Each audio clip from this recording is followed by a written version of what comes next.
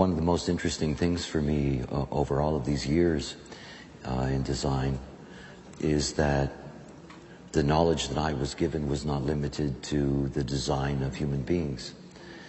The design of human beings is interesting, but it is limited. There are so many things that are of interest. I have yet to really have an opportunity over the years to talk about the various forms, to really go into them in detail. It was so fascinating that in retrospect, when I look back on the information that I was given, that there were so many different constructs to look at. And I think that most fascinating to me was my own discovery of the validity of imprinting. After all, there is actually nothing more profound than the realization that we are imprinted and that this is the very nature of our being, is to accept imprinting. When I was first given the knowledge, the foundation of that was that we had subatomic particles called neutrinos, and that we were living in a very, very dense neutrino ocean. The thing that was interesting for me was that I had quite a background in science, and when I was going to school, when I was studying physics, neutrinos were not something that were mass. They were considered to be energy. As far as science understood, they traveled at the speed of light. They were the same as electrons. I can remember what it was like here on the island. It was St. Valentine's Day, February the 14th, 1992, in a little village called San Miguel. And there was a whole bunch of Ibiza friends. And it was the first time I tried to explain to them the information that I had been given. As a matter of fact, that recording still exists. You can actually get it at Jovian. Because it's interesting for those there have been many people who said, well, you know, you've changed all this from the beginning and blah, blah, blah. If you listen to my lecture in 1992, it's astonishing to realize that I'm still telling you exactly the same story. But what was interesting was the premise of neutrinos with mass. And the moment that you really begin to understand it, of course, this was eventually verified scientifically. This is something that's been part of science now for 7 or 8 years. And of course, there's an enormous change that's taking place in the way in which we understand cosmology. It's very hard for them to understand what it means for us to be in a physical consciousness field that is penetrating us all the time. I started I think it was in 1994 that I began to demonstrate the way in which the mechanics of our interaction with the environment operates.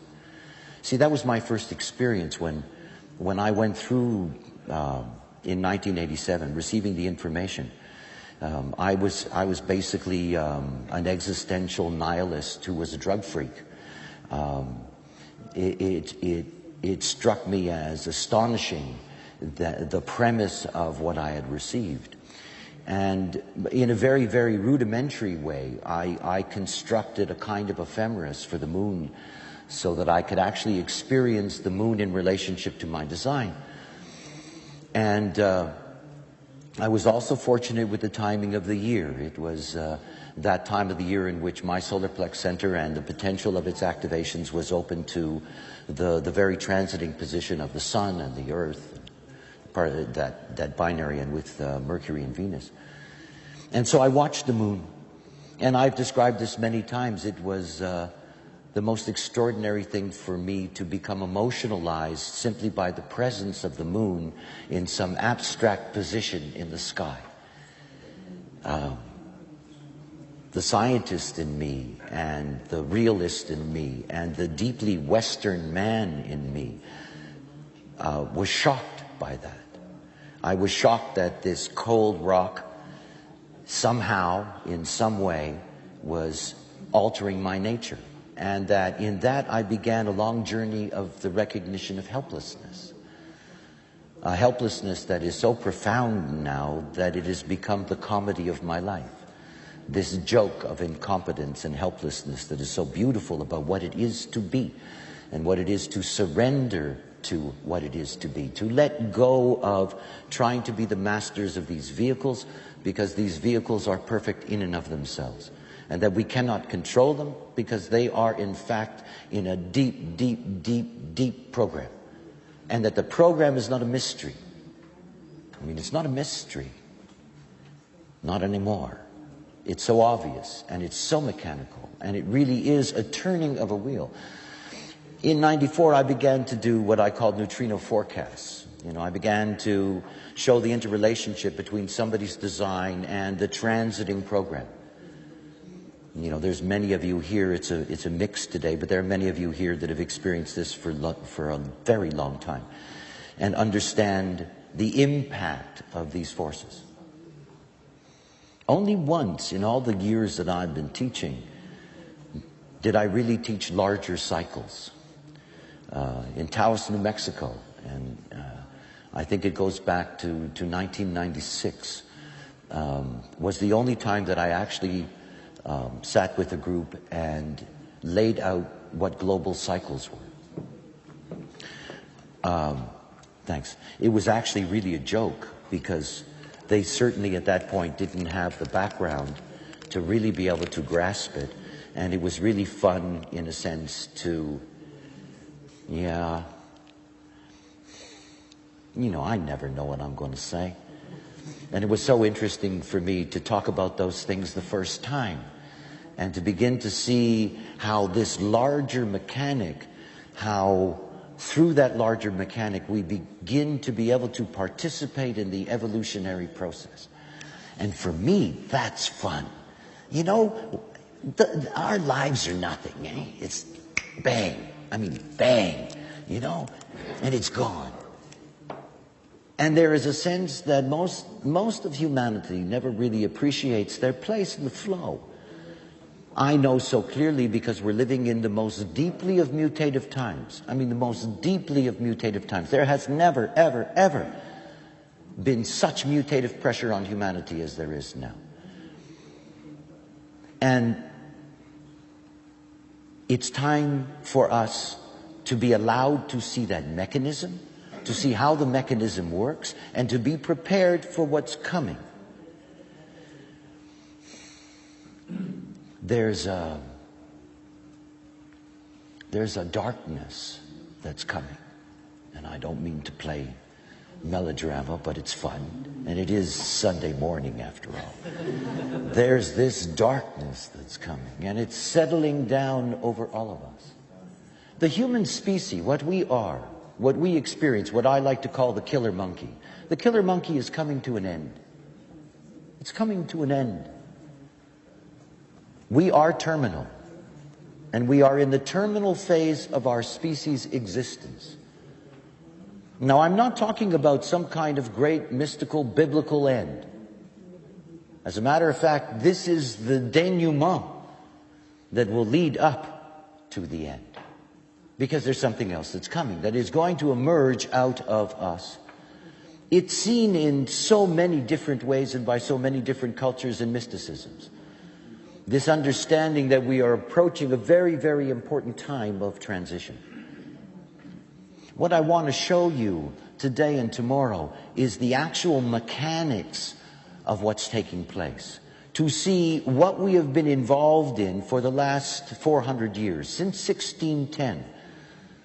And that the framework of the way in which we look at civilization, no matter where you look at civilization on this planet, that the framework that was established from 1610, which is going to change in 2027, is not simply a transition that's going to lead to some magical, pleasant future. It's going to lead into an era that we are, as a whole, not prepared for, and even more so, not equipped for. We're at a point where the expansion of knowing and the expansion of knowledge is coming to an end. There is a door closing in on us. I have friends of mine who adore science fiction. And they adore the zoom, zoom, zip, zip. And they would all love to beam me aboard Scotty. And they all assume that beam me aboard Scotty is just around the corner. Well, it isn't. And the infrastructure to support it is dying. And the ability for us to replenish the stock, our stock, is dying. Fast. Much faster than any of us are ready to admit. And our immune system, the global immune system, is deteriorating so quickly. You can see this by the onrush of antiviral madness. You know, we have a world filled with antiviral madness because we're not equipped anymore, because our species is no longer fertile. So I'm going to take you on a kind of, I like these journeys. Take you on a journey through the mechanism of the era that we are in and the one that is coming, and I will focus on that today. And tomorrow, I'll give you some real science fiction.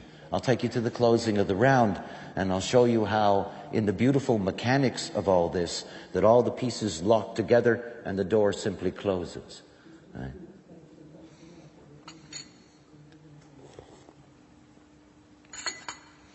When I first began to introduce human design, I used to do these very long intro lectures, did thousands and thousands of them around the planet. And I would always talk about the basic physical infrastructure and the nature of the physics and how all these things come together. And then I would talk about the fact that it's a synthesis of many different disciplines, whether those disciplines are pseudoscience or whether those disciplines are true science.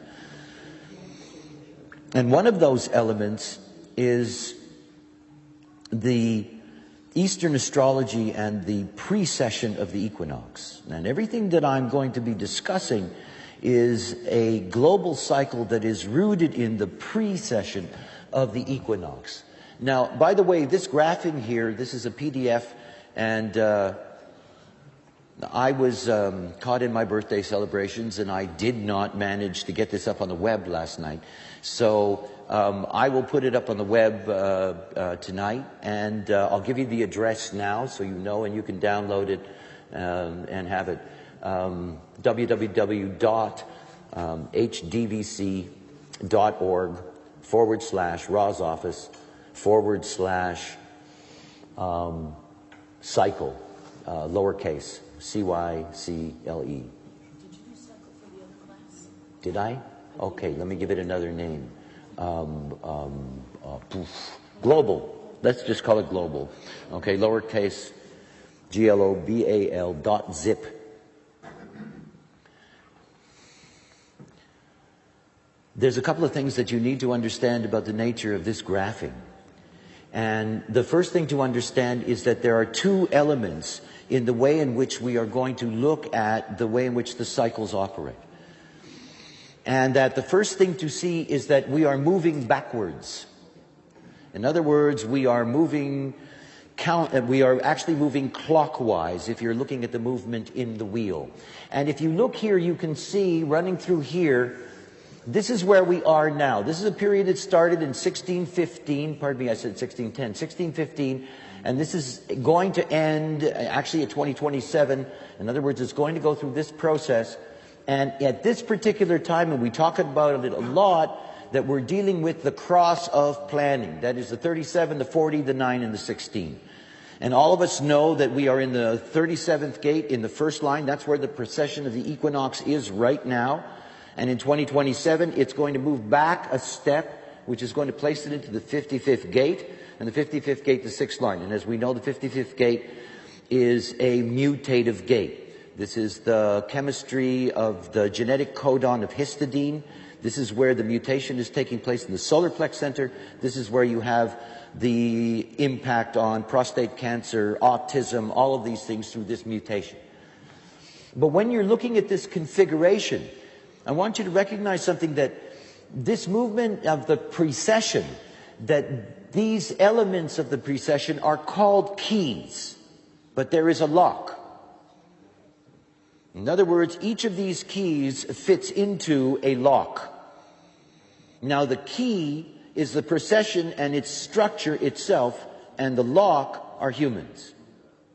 In other words, this is the way in which any global cycle directly imprints into humanity. And global cycles only imprint into humanity through people who happen to be vessels or sphinxes. Now, it's not just people who are vessels and sphinxes, it also pertains to anyone who has any of the gates of the G center. In other words, what we're looking at is that we're looking at something actually very fascinating. What we're looking at is the nature of the magic of the magnetic monopole. I mean, it is really something to understand about this phenomena, this holding us together in the illusion of our separateness and moving us along our fractal line, moving us along our line of geometry.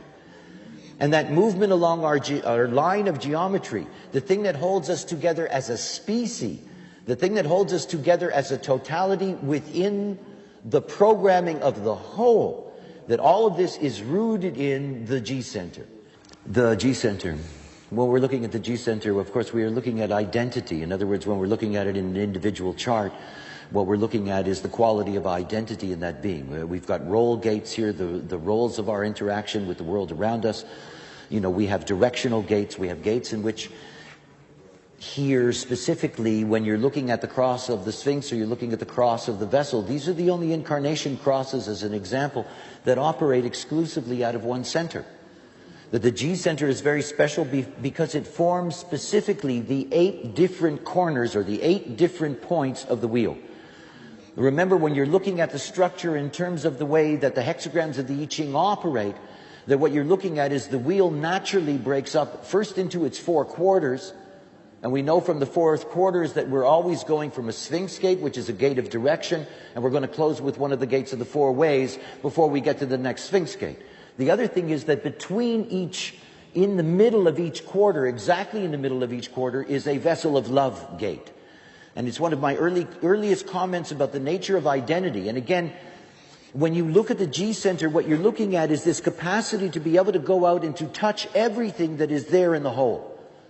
And at the same time to be able to see that that's the way that everything from the whole gets taken inward. So when we're looking at the G center in terms of general programming, the gates here become very significant. In other words, anyone who is carrying one of these lock gates is part of the way in which the program as a whole gets to manifest in the world. I mean, one of the things to realize about the program is that you're only dealing with input. You know, the program is just this huge ocean of consciousness. But the ocean of consciousness is transformed by the mass of uniqueness that filters it. You know, here we all are filtering this consciousness field.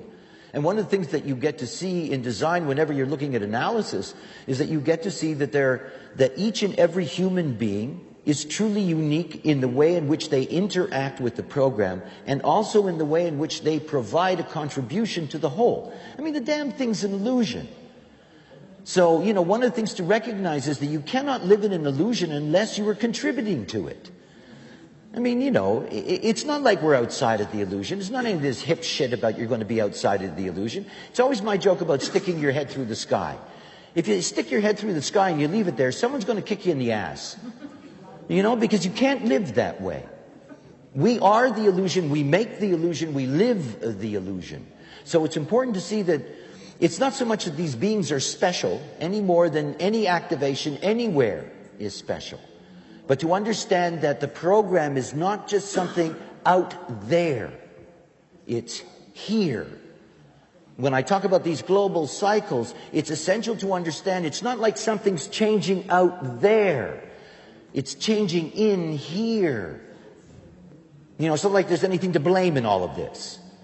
You know, this is just the way the program operates. So these changes that are taking place, when you look at the world around you, and we'll talk about this relative to our civilization, our politics of the time, the spirituality, the fundamentalism, all of this can be put down to the closing of this particular cycle. All of it. And that you can see within the framework of this cycle, from 1615 to now, that the very things that have allowed all of this to emerge is that we've been living this program and putting it out relative to each other with every breath, with every connection. So the first thing to see is that we have 2 kinds of locks. In other words, we have a lock that is a lock that comes from the 4 gates of the vessel, and we have a lock that comes from the 4 gates of the Sphinx. And one of the things that you can see is that when the round closes, they lock into each other. In other words, they literally lock into each other, they fold in, and that literally is the end. Okay, and that's the end of a round.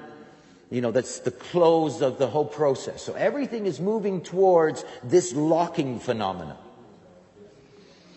So we have two sets of locks, and then we have the keys, and the keys represent the actual positioning of the precession of the equinox, and then its complementary 7 points around the wheel. Complementary 7 points. In other words, those are going to be 7 points that are going to be 8 hexagrams apart. In other words, the same dynamic, but the dynamic shifting because the equinox has shifted.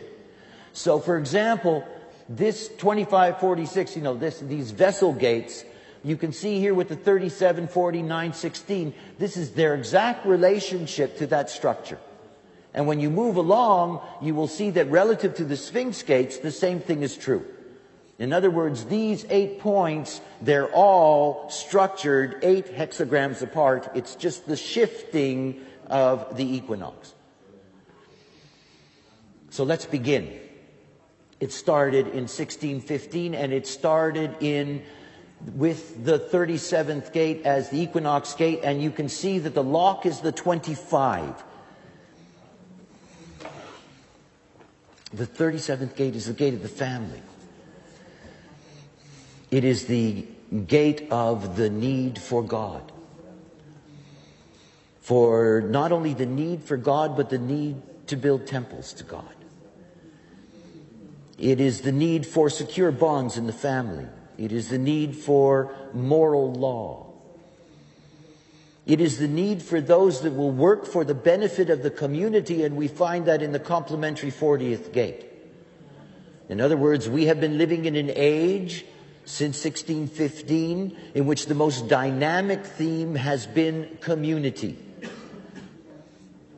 And not simply community in the sense that this is primitive tribal community, but this is the development of tribal community that goes from being tribal rulership to city-state, to nation-state, to national institutions. In other words, the whole structure of community, everything is built into that. The work from 1615, it was required by the program that humanity would have to work harder and harder and harder just to be able to maintain the structure that they were programmed to build. I mean, there has never been a greater enslavement in the history of humanity to this bargain of security comes from community. And out of that security comes from community, we have all of the things that are rooted in the 4037, which is my tribe's better than your tribe, my government's better than your government, my God's better than your God, my business is better than your business, and all of the stuff that goes with it. And since 1615 till 2027, we have been stuck in the most deeply material period in the history of humanity. Never before has there been such an accentuation on materialism. And it's not like it's our fault. It's not like there's good guys and bad guys in the materialism business. That Pope John Paul, who leaves dog shit, is better than Bill Gates, who will leave a zillion. It's not about that. It's about understanding that all of us in the yin and yang, this and that of what the spectrum is, that we've all been caught in the material wheel. And don't think that it's going to be a great relief when it goes away. Because it isn't. But nonetheless, this is what the 4037 brought us. Now, when you think about the 37th gate as a key, think about the lock that it opens. This deep need, because it is a need in the 37th gate. This deep need for the infrastructure of community is the very spirit of us. And that very spirit through the 25th gate is the gate of the priest and the priestess. You know, it is the gate of blood. It is the gate of the sacrament. And that so much of what we have seen over the last 400 years is that this whole search has tied us deeply, deeply to old tribal myths. We have never lived in a more religious time. Ever. I mean, ever. I mean, it's one of the things that's so spooky to me. I mean, I'm not religious. You know, I mean, I'm talking about religion. I'm not talking about spirituality. I'm not talking about mysticism. I'm not talking about magic. I'm talking about institutions. It's like this whole movie with the Pope. What a movie. This stinking old institution. Thousands of years, you know. And it is this institution that's going to come down. You see, the moment that we move away from an imprint that flows through every single human being on the planet that you cannot escape, that locks us into this tribal configuration, when that goes out the window, all of these institutions will begin to crumble. They will not be sustainable. It's not going to be in us to even want to. I mean, think about that. We are not naturally designed as humans to get along with each other so well. I mean, after all, institutions are artificial ways of maintaining peace. I mean, it's what they do. It's a way of controlling the killer monkey, our savageness.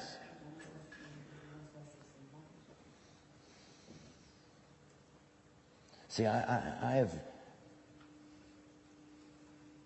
it's very difficult to find a way to be impressed with the not self of what it is to be human, and to see the ugliness and pain that an epoch such as this has brought to so many. The very imperative to reproduce, to create so many human beings, is not about the excuses that people come up with, that it has to do with poverty and they need more children, or they don't have contraception, or they don't know this, or they don't know that. It's not true. We've been living in an age where reproduction is a theme that is pumped through everybody. The tribe cannot survive without it. Power to the people. Well, you need the people. And the 4037 demands more and more and more and more and more and more and more of them. More workers to build the temples, to maintain the temples, to kneel in the temples. I mean, you know, it's one of the jokes. The more human beings you get, the more people in the bureaucracy. You know, it just goes on and on and on. But this is our era. Every single human being that carries the 25th gate, I carry the 25th gate. You know, I'm a lock that allows that key in. I mean, I'm as responsible for maintaining this theme of materialism as anybody else, even more so in some cases. And you know, you pay a lot of money for me and all that stuff. I'm not poor, all that stuff. We live in an age of materialism. And it's coming to an end. Good thing, man, that it's going to be in 2027, you know, because I can hang up my shingle, you know, and just sort of retire and watch the wheel turn. And that we see within the whole nature of the 4037 materialism that one of the things about the tribe is that there are always those that are not allowed to come to the table. And we live in a world in which so many are not allowed to come to the table. And then we think that there is villains. And we look to blame, you know. It's their fault. It's this fault. You know, let's change the political system. Let's change the leadership. Let's change the spirit of humanity. Can't do that. It's like somebody saying to you, you should change.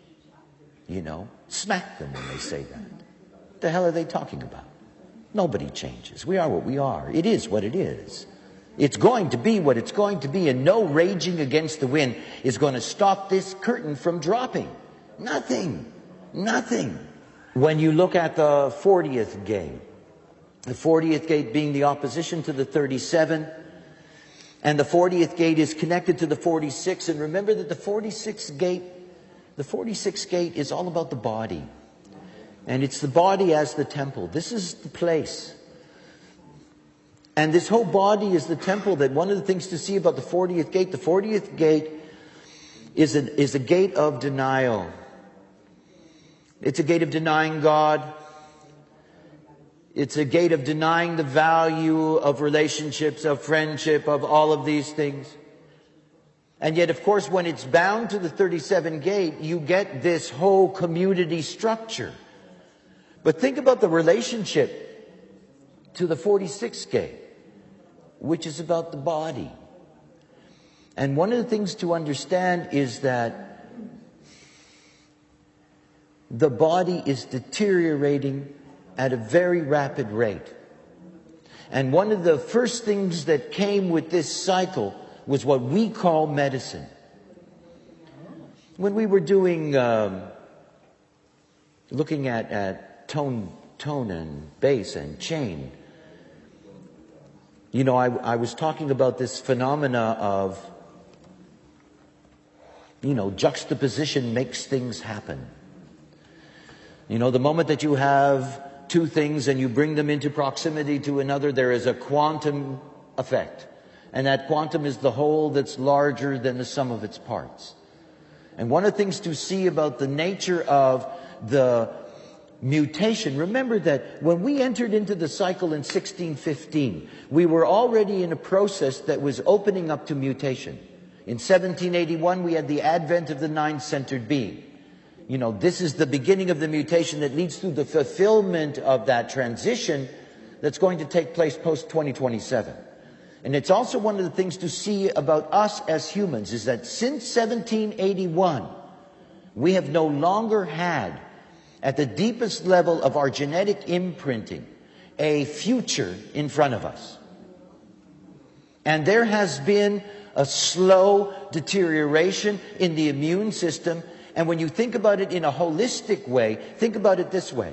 In 1781, as our body temperatures began to increase, we began to pollute the environment in a way that had never been done before.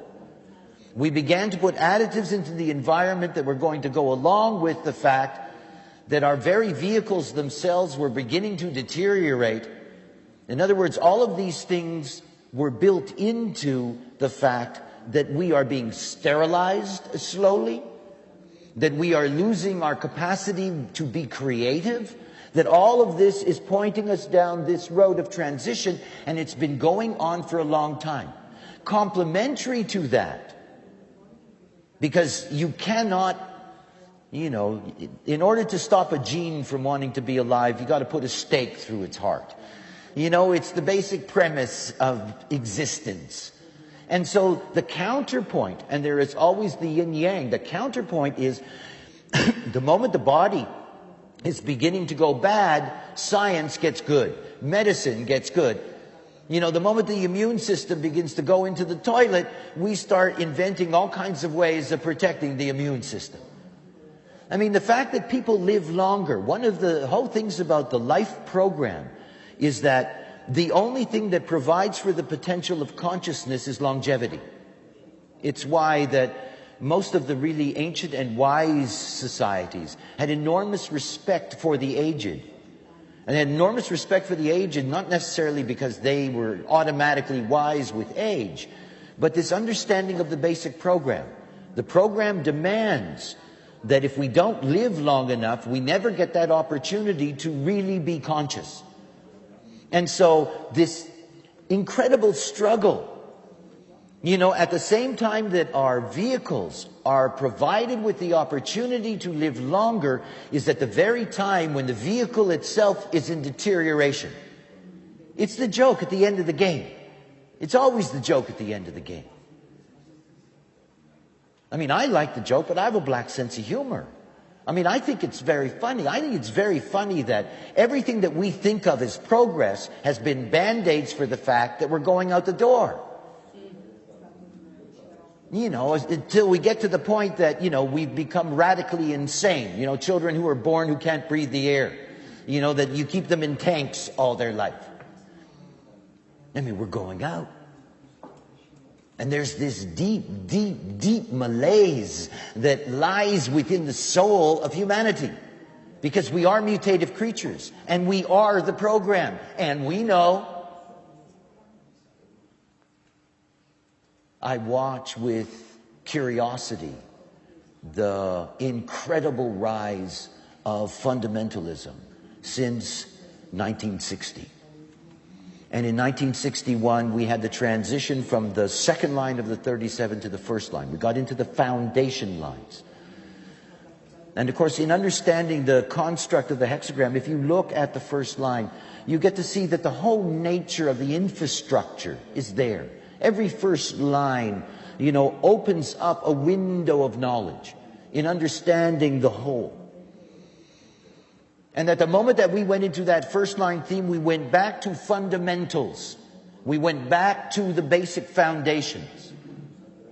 You know, the moment that you get to the end of something, there is always this reaction. Nothing likes becoming extinct. Nothing. You know, there is resistance in anything that is threatened with extinction. And so you have to see that as the species is moving towards this close, as we entered into this first line fundamental theme, as we live through the end of a pattern that says the only glue for community is God. I mean, the 4037, that's its mantra. The only glue for humanity is God. And it's not even God. It's the temple that you sit in where you think you can meet God. It's the structure that's provided for you to be able to access not God, but to be held together as a glued community with a singular focus and protection. First line theme is a theme of fear. We're living in an age of deep fears. You know, I remember in the 1960s, right at the very beginning, having to hide under my desk at school because it was a atomic bomb air raid preparation drill. Jesus, hide under my desk? You know? I mean, what a fucking joke, eh? All these kids under their desks, you know? Is the bomb over now? We live with fear. As a matter of fact, we cannot be without it. You know, you've got all these fanatics out there, they're afraid of everything. You know, the ozone's opening up. Full of fear. And of course, when killer monkeys are afraid, they're really dangerous. They are. Not only are they dangerous, they're obsessive and fanatical. There's nothing worse than putting these beings with their back to the wall.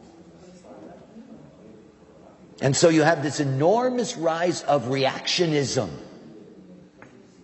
And it's everywhere. It's not, you know, most people now, unfortunately, they just nail it as Islam. I'm more terrified of Christian fundamentalism than I am of Islamic fundamentalism. Any day of the week. They've got more atomic bombs. You know? They're really spooky. I mean, there is fundamentalism at every level in every religion on the planet. Every religion on the planet. It's an epidemic. I mean, I don't know if there's any crazy Shinto fundamentalists running around, but I assume there are. You know, they've all gone a little strange at the edges because it's going out the door. And they don't know that. And they don't know they're depressed. And they don't think their species is dying out, not in the way in which I'm describing it. They don't. And so you have this enormous struggle that appears to be taking place. I mean, it appears to be taking place. Most people think that this struggle on the surface is the illusion of globalization and, you know, these two sides of the story. But you see, they're the same. They feed off each other. And they're both going to disappear, and they're both under the same pressures. Both of them. Because this age This age rooted in the materialism of community. This age is coming to an end. And globalization is nothing more than money laundering, after all. I mean, globalization is just a way of moving the energy. But it only operates within the constructs of the materialism that's been activated and lived out in this time. In this 400-year slab. And everybody thinks it's going to last forever. You know, this illusion that it's going to get better and we're going to get smaller and smaller gadgets and we're going to swallow them and then we don't need anything and we just push buttons on our body or something. And I mean, it's one of the great jokes for me. It's like, you know, it's like the guy who knew that the Dark Ages were coming. You know, and you're standing there and you're saying, hey, look, it's not going to work. It's not going to work. You know, it's all going to fall down. And don't even build that thing now. It's like I watch this, you know, these forces that are involved in long-term projects, going to Mars. I think going to Mars is the litmus test of my accuracy. If they get to Mars and I'm alive, you know, I'll eat the planet. I don't know. I'll fall on a sword, you know. It's not going to happen. It's not. It's amazing. It's not. None of that. And the interesting thing for me is that the geneticists don't know what I know. That's clear. And they don't know something that would change the way that they would look at the nature of our being. This mutation, there is something in this chemical mutation that is destroying us. It is. It's like if you Google the word disease. I mean, 2,000 years ago, there were probably 3 things that killed you. You know? Google disease. It is incredible. Yeah. There are thousands of them. I mean, there are thousands of them. There's so many fucking diseases. It's incredible. And then you know, and then they think there's a cure. That's the first problem.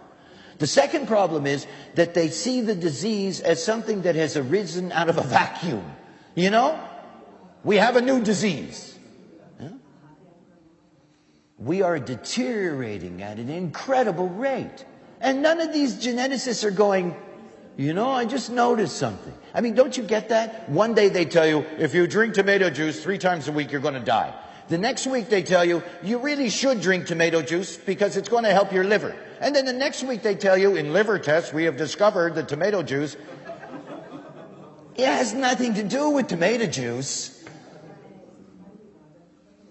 I mean, it's in the species. We have enormous problems looking at forests. You know, it's all these little trees. I've been warning everybody about avian flu now for years. You know, this thing, when it comes, and it's going to come, and nothing on God's earth is going to stop this smart little retrovirus from finding a way to plague us. Nothing. Nothing, nothing, nothing, nothing, nothing. And when it comes, it's going to be devastating. I mean, I think most of us in the West may be, because of the medical infrastructure and the fact that there's wealth to buy the antivirals, we may have an opportunity not to really be overwhelmed by it. And that's only the beginning. It's like the story with AIDS. It's always been there. It's a monkey disease, for Christ's sake. It's been there forever. But forever we had an immune system that was really tough. We had an immune system that was able to get to the top of the food chain. We were tough killer monkeys, healthy killer monkeys. For 400 years we have been hidden from the sun every day. I mean, how devastating that has been to our immune system. We have been cut off from the sun, and we're cut off from the sun from this. It wasn't to say that people didn't have shelters. There were shelters. You know, but you didn't sit in the cave watching TV. You went out and did something. 1615, man, we started building factories. Big ones. Dark ones. We started packing human beings inside. You know what happens when you spend your life living inside? Your immune system takes a whack. You breathe stale, dead air, other people's stale, dead air, on and on and on. I mean, the most terrifying thing for me about flying is that I'm flying with 75 lungs or 300 lungs or whatever, and the shit that's in them. And we never see things that way. We don't. You know, we see them from inside the rooms. This whole period that everybody thinks is so incredible. Look at what we've been able to do. Jesus, we have Nissan, you know? Give me a break. What you have to see is that we have helplessly been driven to all of this. Because there is only one goal in consciousness. I mean, one is, you know, you go forward and multiply. But you know, when the multiplying game is over, what else is there? Well, you're here to seek knowledge. I mean, what is the point otherwise? There is no other point. You know, you look at the serendipity of what it is to be incarnated into one of these vehicles, and from everything I understand about the nature of being, that what we think of as ourselves is a passenger locked in a helpless vehicle in a program. And that passenger spends most of his existence screaming and crying because it doesn't like where it's going and it doesn't like what's happening. And for me, it's clear that all of the intelligence and the consciousness of this planet now, whether it's esoteric or exoteric, is simply about getting to a point of just understanding how you can get out of the pain of what seems to be the pointlessness of the human experience. And that the only way that you get out of that pain is when you let go of this life being something you're here to control.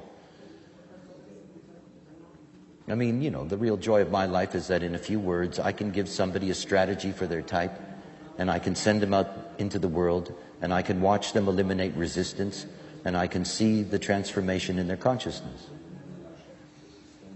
And I mean, once you get to a point where, you know, you stop trying to be in control and you start watching, it's the only thing to do, is the movie. And our physical vehicles and our physical creativity is going nowhere. I mean, at the mystical level, you all know that for many, many years now, I've been telling you that in 2027, we will have another species on this planet. It will emerge out of us. It will be very different from us. That emergence is something that I have spent a great deal of time contemplating. I mentioned the other day that I often think about, and it's one of the things about living in Spain.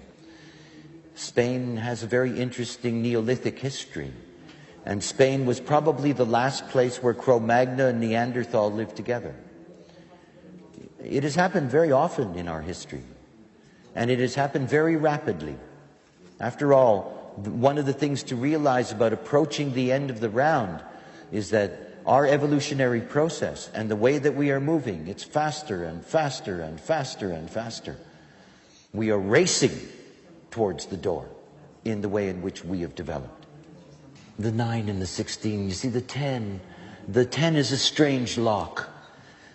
It's all about behavior. Everything about the 10th gate. You know, this is one of my favorite lines. Treading on the tail of the tiger, beware. It's wonderful. You know, the magic of behavior, the magic of the potential of what I teach, which is that we are here to recognize our uniqueness and in that love ourselves. Love ourselves as deity, as Godhead. That there is no comparison. This is the magic of what it is to be correct as yourself. To live by your own authority. That there is no other authority. In fact, if all of us were living our authority, could live our authority, at least we could enjoy embracing the arrival of what's coming. What was it like for that Neanderthal to see that Cro-Magnon come into his valley? And what brought them to an end? Were they destroyed? My assumption is that they were killed. I mean, given my understanding of the killer monkey, I think that we would not put up with any competition. We're not good at accepting competition. You know, I've talked a lot about how popular culture, science fiction, that all of these things have been predicting the same mechanism. And my favorite illustration is the film The Alien. You know, the first time that we got this collective psychic hit, you know, this moment where audiences literally all over the planet screamed, you know, when this thing suddenly emerges out of the body of a human being. And there is a shock wave that's coming. And it's a shock wave that is not necessarily going to be consciously perceived. Remember, the fact that we can talk about timelines doesn't mean that consciousness is going to recognize, accept. It's going to take a long time. I mean, one of the things about the online university that I'm beginning in September is that I will be teaching a program of rave cosmology, and basically it's about educating people to how to recognize these children when they come, and how to be able to deal with their mothers, and how to be able to find a way to protect these beings. And you see, when it becomes clear to humanity that the spectrum of disease and the problems of the collective psychology are rooted to their terminality, I'm rather concerned about what the reaction will be. Behavior. We have been very conditioned to have a very, very specific kind of behavior. This era of these hundreds of years that we have been dealing with the behavior of this, this focus on all these details. The ninth gate. Detail, detail, detail, detail. It is the very basis of our scientific world. It's the very basis of our ability to go down into the minutiae. I mean, I like being a highly educated scientific freak. You know? I mean, I like that. Because I like both those worlds. And I have always seen, because I am a dualist, I have always seen that there is this incredible relationship between these two worlds the moment that you bring them into juxtaposition with each other. I mean, that's, again, this is the real magic. And this detail. I'll never forget my first trip to Los Angeles to teach. And I'm in I'm in one of these Beverly Hills hotels. Very funny scene. And an ad had been taken out for my visit. And my coordinator had brought in one of these big Los Angeles esoteric directories. Now, this is the kind of thing that was published once a month. And in that thing, because it was really a thing, I mean, I'd never seen anything like that. It was about 1,500 pages, newsprint kind of paper, of nothing but ads for esoteric services and knowledge. I mean, anything you could think of, from the most bizarre and wacky, you know, to the standard NLPs, blah, blah, blah, you know, all of this. And everything in between. People that were selling mantras, offering mantras, whiz-bangs, boo-boos, you name it. You know, every kind of shaman, guru, whippy-dippy. It was amazing. There were thousands and thousands of them. I mean, there was at least 40 or 50 a page.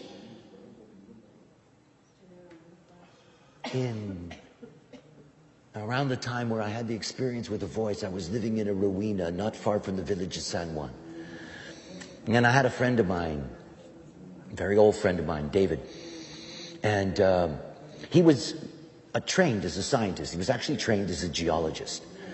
And he was one of the few guys that actually had enough money to have subscriptions to magazines in those days. And he subscribed to The New Scientist.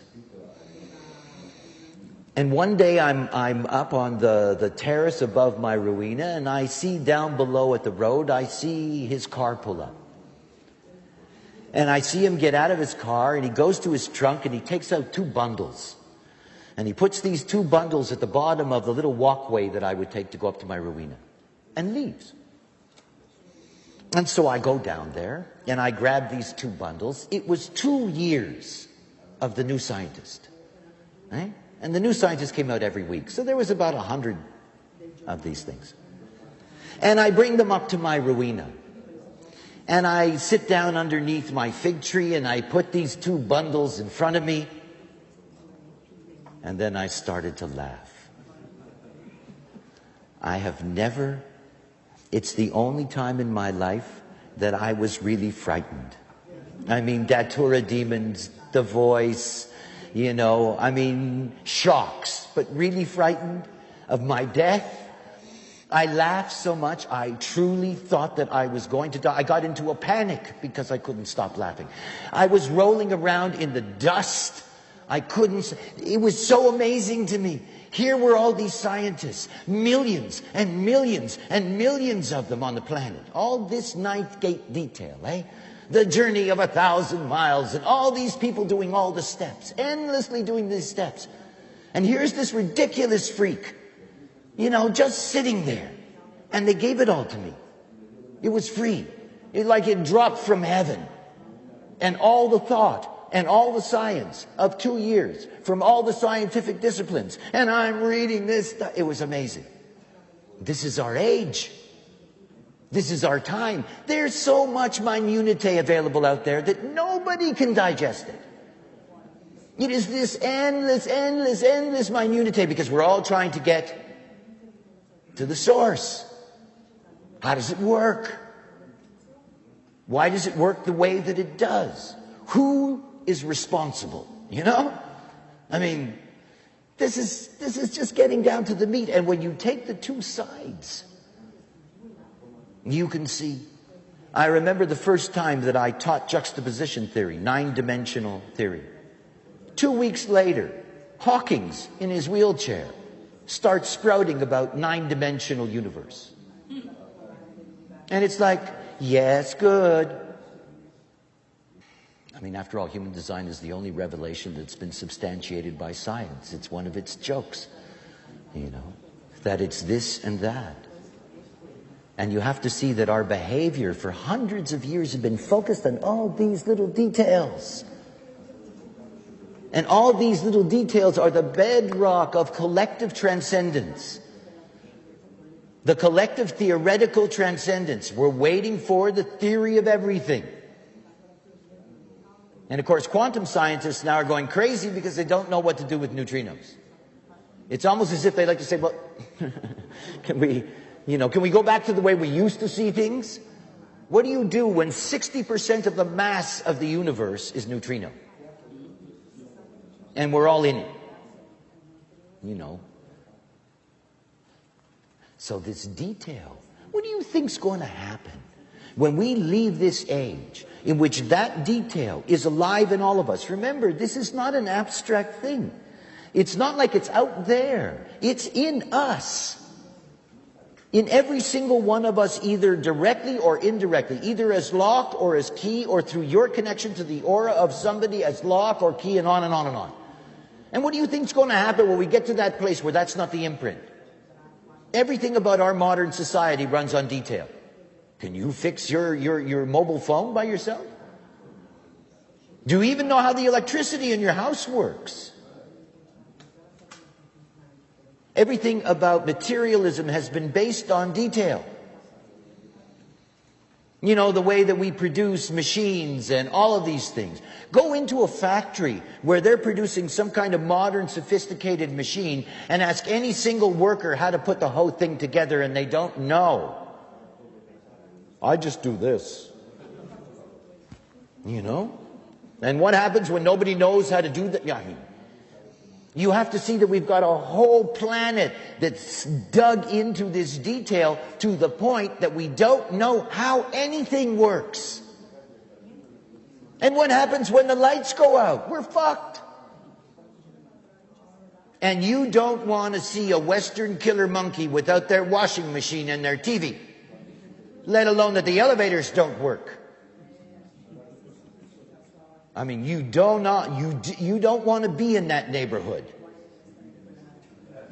Oh, all of those beings, you watch. I love watching movements. I mean, it's so fascinating to see the way things work. The back to nature people. It's like they know. I need my own electricity. I need my own water supply. I got to grow my own food. I think one of the more beautiful things is actually that the very, very poor, this great Christian joke about the poor shall inherit the earth, which I just always thought that meant that the rich were on vacation. I never understood that. But that the poor should actually inherit the earth, that's really a joke because it's going to work that way in many ways. They're much better equipped to deal without the minutiae than we are. I mean, the only risk to them is that they are being infected by the propaganda of the end of this material age. But we also see that there's an enormous rejection at certain levels to that. And understandably so. We in the West are the ones that are going to feel that impact. Robot culture. I mean, why do you think you have all these robot movies and robot stories? Do you realize that there are thousands and thousands of different kinds of robots being built all the time and being developed all the time now? I mean, they're not being built for toys. The minutiae business. This is really going to be an enormous challenge because it's going out the door. And if you don't have something that knows how to do something, you're not going to find it. You're not going to know how to do it. I used to have that with my car. When I was 13, I made a great choice in life. Either I was going to learn how to change a carburetor, or I was going to learn how to make love. And I went for sex. Many of my buddies went for carburetors. And they're the kind of people that when their car breaks down, they fix it. I mean, some of my favorite moments in Ibiza, was my car dying on some Camino in the middle of nowhere. And me getting out of the car and starting to walk away. And my wife yelling after me, do something, And the idea that I would open the hood and look inside, because I would do that just to please her, right? I'd open the hood, I'd look inside and say, it's really damaged, What to do? And I go walking. And I mean, think about a world that way. I mean, it stops being funny. Real quick. I mean, real quick. I mean, nobody thinks about how fast things are running out. Nobody. It's like oil. I mean, China has a huge appetite right now. I mean, at a level that is mind-boggling. Right? Aside from the fact that they are the world's most incredible polluters. They're sucking up energy from this planet at a rate that you cannot imagine. And this oil reserve business, I mean, easily within 10 years, you're going to have $100 a barrel oil. And it's going to get worse. I mean, there's a lot of things that are all moving in the same direction at the same time to the same place. And so this whole business about us being in the detail and we're going to know how to deal with things and we're going to know how to fix things and we're going to know how to replace things. There is nothing on this planet that is going to replace petroleum. Nothing. Oh, there are little things that'll do this and that. It's not like some genius is going to show up in the next 10 years and say, oh, got it. We've got something new. We're not allowed that. It's not in the program. I mean, it's not in the program. It's one of the things that I've been telling people for years. We have now, we've got 22 years left to get answers. And by the way, if we don't get all the answers, it's not like we fail any test. It's just tough luck. I mean, it's not like the program cares. We've already done the job. I mean, we have an extraordinary level of potential consciousness on this planet. Self-reflected consciousness has developed to a point that, these kinds of exchanges are possible, and possible in so many places in the world today. But this whole business of looking at the world that we're in and seeing that there is some kind of continuity that we're moving towards, forget it. That's not what's happening. And that the very behavior of humanity is going to change. And when that behavior changes, it is going to change radically, because it's going to go from the 9th gate and detail to the 34th gate, which is a gate of raw, pure power. And power that isn't necessarily nice power.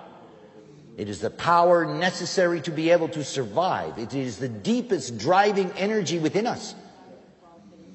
It is asexual, potentially violent, totally existential, and absolutely does not care about the other. Now, that's not detail. That's not logical detail, impacting everyone, bringing out all these small little bits of information, giving us this whole expansion of science and medicine and all of these things. Story over. 34th gate is part of integration. Integration is what we began with as a survival mechanism. And we are returning directly to that. Individual survival. For 18 years, I have been teaching people that the only thing is for you to be your own authority, because if you're not your own authority, you do not experience the purpose and uniqueness of your incarnation. But it's more than that. It is a preparation for a time in which, if you cannot be your own authority, nobody is going to be that authority for you. We live in an age now where everybody wants to be an authority for everybody else.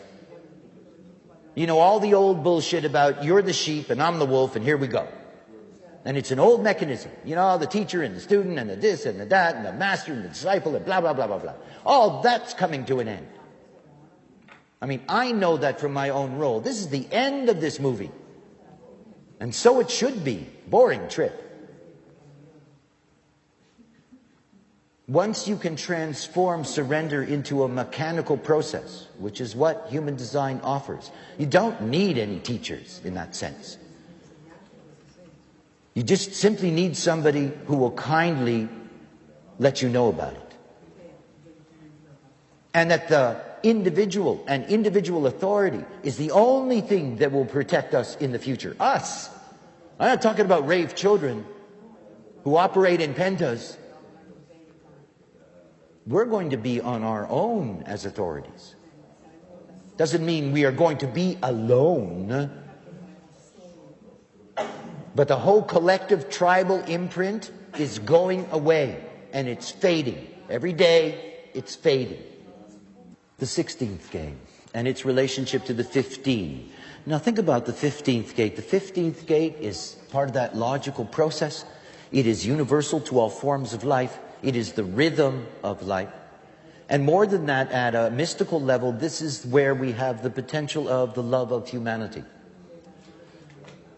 And the 16th gate is a gate of skills. Skills. And so the whole process in these 400 years has been the development of skills for the benefit of humanity. And we have these enormous amount of skills that have been developed. I mean, when I think about how fast it is and how 1960 really is a marker, right? I can remember when I was a kid, first of all, you had a doctor and the doctor came to your house. I mean, and your doctor was a doctor. I mean, if you got a bad toe, if you had a bad ear, that was your doctor. And the doctor who came to your house didn't say to you, I can't look after you, you need a specialist over here or here or here or here or here. Within years, all that changed. All of a sudden, they didn't come to your house. All of a sudden, there wasn't one kind of doctor, but there were many kind of doctors, and it began expanding all the time. You know, you got big toe doctors and little toe doctors and everything in between. It just kept on layering out all these different skills. Everything about the whole incarnation program is about consciousness in form. And everything about consciousness in form is about witness consciousness. In order for the totality, in that sense, to be correct, All the various possibilities of form have to be experienced consciously. And that you see in this whole movement towards detail and skills, and all within the construct of the tribe, remember. All within this construct of community, of keeping it together with the glue of religion, of building, of having police, of having walls, of having banks, all of that stuff. This skill for the benefit of humanity is going to end. It's going to end. You're not going to have institutions that say, "Oh, these poor babies in that country on that river are getting this disease. Let's go send stuff right away." The humanitarianism, quote unquote, that's part of this age. This is not a natural quality of humanity. I mean, it's such a joke. We tend to see ourselves in the same way that when I meet somebody, I know they're not self. You know, I can tell. You can always tell. You can always tell people who are homogenized, you know. They're not unique, and you know it right away, and you feel it right away. And you know that when they're talking to you, that they're never saying what is truly unique. And you know, I learned that when I was first a teacher. I had a wonderful experience here in Ibiza. You know, I taught at a local country school here in 83 and in 84.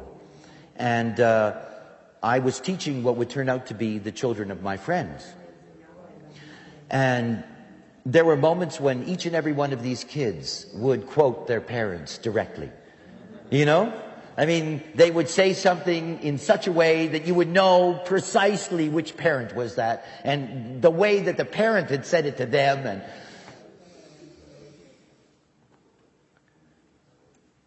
the not-self assumes that everything is them, that everything's their responsibility. They don't recognize that they are helpless. They can't, after all. It would be too frightening because they don't understand it. They don't understand what it means. You know, I had this funny thing with no choice. You know, I used to tell people all the time, look, there's no choice, and they get really upset. You know, because everybody thinks because they live in the illusion that choices are everywhere. And I had gone into the school to pay the fees for my kids. And the secretary, who was very sweet, said to me, you have lovely children. And she said to me, you've done a very nice job. And at first I was going to say no choice, but I figured that would upset her. So I said, I'm just lucky.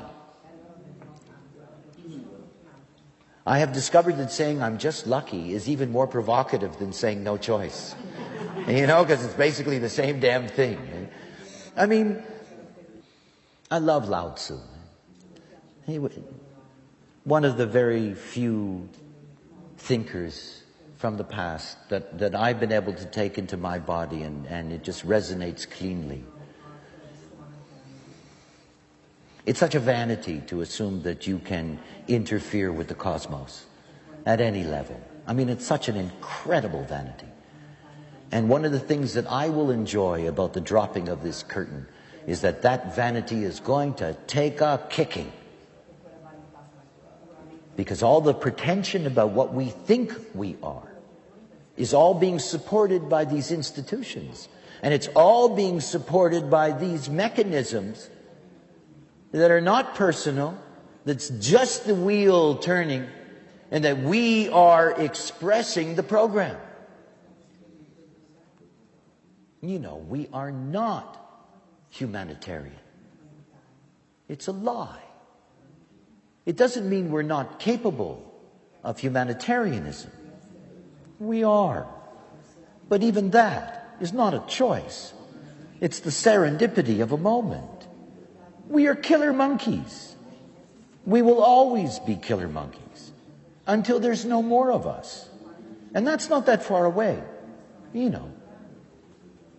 I mean, this is the thing to realize. These forms do not permit us to transcend the very chemistry and the very biology, you know? I mean, people talk to me about peace on earth, and I tell them, look, think about your T cells.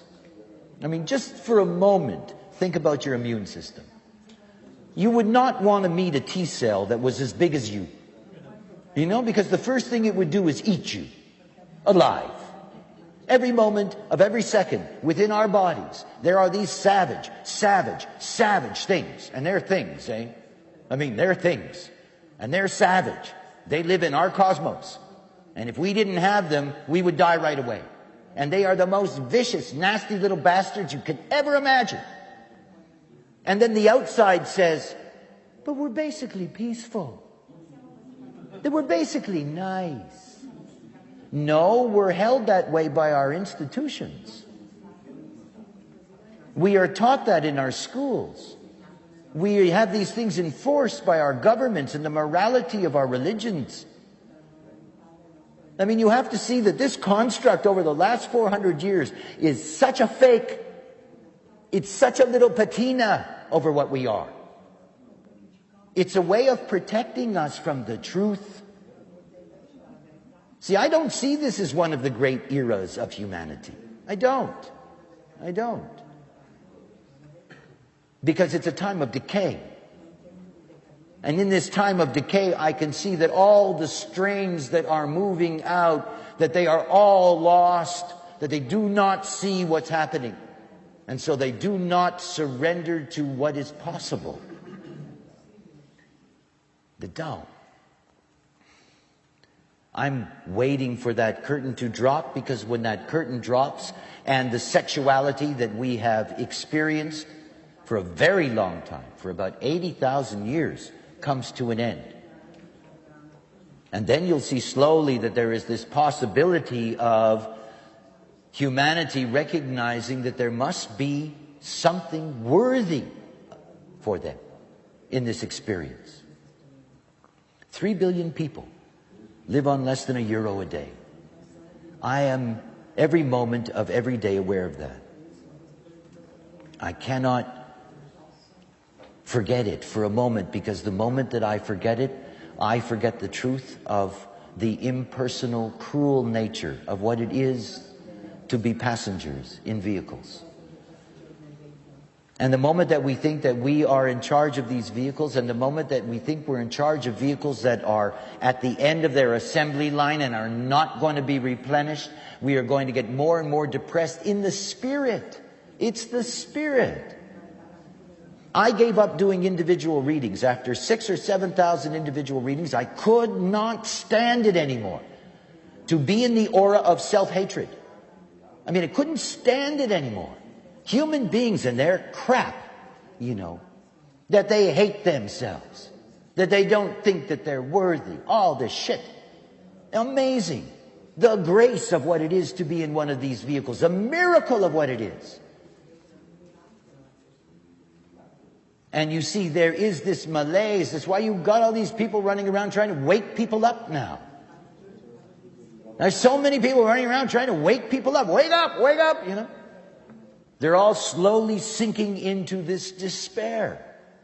So what we've looked at is that we've looked at the program of the cross of planning. That all of the things that we consider to be our finer attributes of maturation, our ability to sort of live with each other, our ability to find harmony in large communities, our ability, unlike rats, to live in crowded places and not kill each other all the time. It always amazes me when I go into one of these enormous city centers that people aren't killing each other. I mean, all the time, I mean, rats do that. You cannot pack them too deep. I mean, I'm a Chinese rat. Eh? I mean, I understand that principle. Too many people in my aura, I immediately want to kill. I understand the principle. And how amazing that we have these layered in, institutional, educational, moralistic, religious constraints on us. And I keep thinking, they're going away, folks. And the plan, which is that without all of that vast expansion, we would never have, most people say, well, the population, and we've got a population that's 6 billion plus. There's more people alive on the planet today than lived on Earth up until, I think, 1870.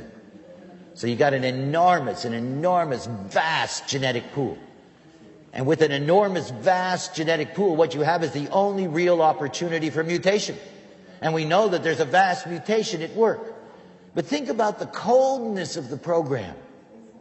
It doesn't care that those 6 billion, most of them have a lousy life. It doesn't care that out of that 6 billion, that if you look at all the females on this planet, that 70% of their time is looking for firewood and water. Just so the program can have a large enough genetic pool so that we can have the potential for the coming mutation. When you begin to see the way the structure works, the way the mechanics work, it's time for us to get rid of the intellectuality that is trying to control the destiny of the planet and begin to turn our intelligence towards the recognition of purpose and the fulfillment of individual purpose. There is nothing else. You know, all you can do is watch the movie. You can't do anything else. And the gift of watching the movie. I was mentioning the other day, I was really working hard. You know, I've been bringing people a very, very long way in this knowledge. And we've been doing this, some of us, for 10, 12 years together as teacher and student, going through all of these various layers. And the other day I finished by describing our work as being the musicians on the Titanic. And it's one of those images that I really like. You know, when I saw that film, it was the only scene I really liked. It was the only one in that movie that touched me. This magic of these wonderful musicians playing, continuing to play as the ship goes down. And the beauty of that. And the beauty in the music. You know, the beauty in being in tune with the moment and the beauty of the moment. It's not about the ship going down. I don't tell you this to depress you. It's just a fact. It is our genetic direction, and it is going to happen. But not to get caught in what is a universal depression. A deep depression. And a depression that is not understood. The source of it's not understood, but the source is displaced into other things. They call it poverty, you know, they call it this, they call it that, they call it all these various things. But it's not all these various things. It's one thing. It's the species slowly shutting down. And it means that in the incarnations that are left, there's still whatever, 1600 years, according to this. There's time. It's not like you have to worry about keeping your shoes on. You know. But the fact is that what's left is the only opportunity we have to enjoy the joke. I mean, because there is nothing else. I live in the glory of knowing that there is nothing like me. There will never be anything like me. And at the same time, I realize that that's everybody else's potential. And that the very love that I have for myself is that there's nothing I can compare it to. I mean, there isn't. The beauty of human design is that it takes spiritual concepts and grounds them into simple scientific fact. We're each unique. And until we come to grips with the fact that in that uniqueness we have our own unique authority. Human beings do not know how to make decisions. The vast majority of humanity makes decisions with their mind, and as we know in this knowledge, no one can make decisions with their mind. That everyone has a unique place of authority within them, and if you rely on that authority, you will be correct. And all that means is that your vehicle, as it moves through this deteriorating, decaying environment, is going to meet less and less resistance. And in that, you begin to understand why you are here. What you're here to see. What you're here to meet. And what a gift that is. You know, it's always so clear to me, this business about being a source of knowledge. I'm really limited, after all. I only see in a certain way. The fact is that the knowledge was given to me, so I'm good at being its messenger. But me personally, I only see in my way. I only know what it is to be a clarion. I only know what it is to be an ego manifester. This is my job, to be me, and to be the expression of that. But we're each here to be the expression of our uniqueness, and you don't get there unless you have the right authority.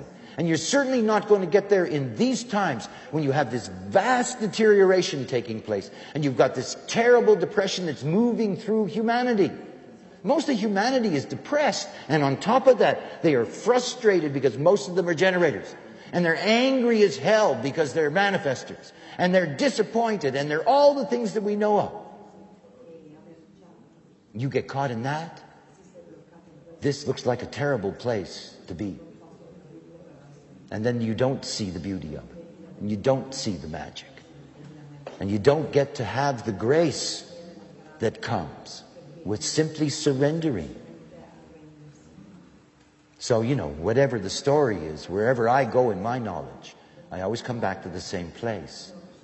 These are times when individual authority is the only thing to nurture. I don't know about adults.